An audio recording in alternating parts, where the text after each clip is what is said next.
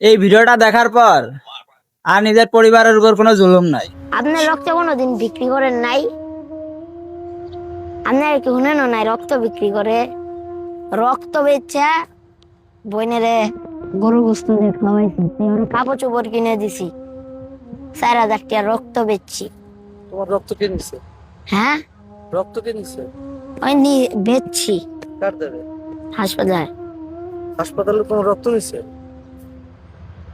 কই দেই তোমার কোন জায়গায় রক্ত নিছে?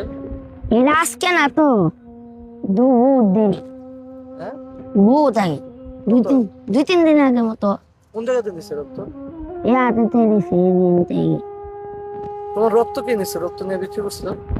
আমি রক্ত আমি দেখি না যে একটা আছে না, যে রক্ত তোলে না, এই যে কি জানি নামটার, এই যে ছোট গুল, এটা দিয়ে আপনি যে রক্ত পাই। তুমি যে রক্ত বিক্রি করছো, তোমার এই বলছে কে রক্ত বিক্রি করা যায়? রক্ত রক্ত বিক্রি করা যায় কোথায় বিক্রি করা যায়? হাসপাতালে।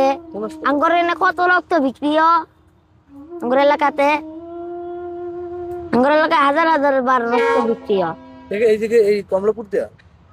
এই কমলাপুর অল্প অল্প, আর আঙ্গর এলাকাতে যা খালি আপনি জামালপুর যাবেন, জামালপুর থেকে যে শেরপুর রোডে উঠটা কুসুমারি বাজারে কুসুমারি জিতুড়ি মানে হুডেলা হাসপাতাল আছে, খালি যাবেন দেখবেন না হাজার হাজার মানুষ রক্ত ব্যস্ত আছে।